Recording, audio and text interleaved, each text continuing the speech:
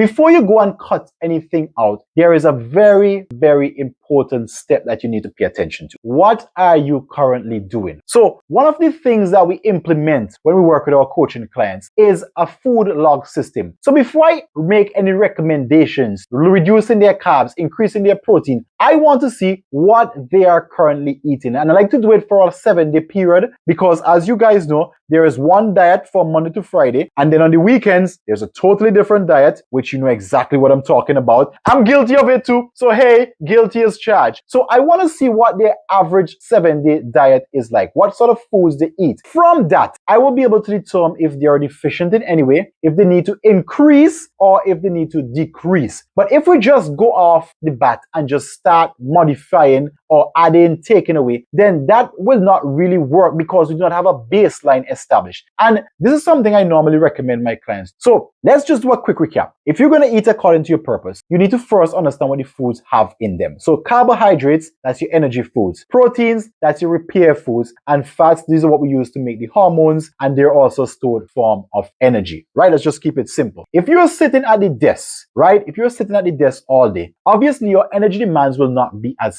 high. As such, you do not need to eat as much carbohydrates. But before you go and do that, track your 7 days. See what 7 days look like. And a great way for you to do this, is just get a pen and paper, or if you have your smartphone, if you want to go that direction, and just take a snapshot of 1 or 2 of your meals every day for 7 days. Then take those meals apart. You obviously know, and if it helps, if you guys need, just let me know in the comments. I can actually give you a chart of proteins, carbohydrates, and fats. So you will know exactly what each of it looks like in the real world, and that would really help you. Now, take a look of what your meals are like. See what the dominant nutrient in it is, and see if that dominant nutrient is something that you will need. Now, once you finish doing that, the next thing you're going to do is just make a small adjustment. So if you eat, for example, a cup of rice, or let's say you eat 5 sandwiches per day, bring it down to 4. See how that feels. Are you still feeling lethargic? Are you still feeling drowsy? Bring it down to 2. And keep working one macronutrient until you get to a place where you find it is working for you. Once you find that sweet spot, then you stick with it and you can move on to a next one. Now, this keeps it a lot more organized, keeps it a lot more simple, as opposed to you just jumping in and start mixing and changing up things without having any idea what you are mixing and changing. Hope this video helps. Love doing these videos. Let me know if you guys have any specific question to this, and I'll gladly answer it in another video.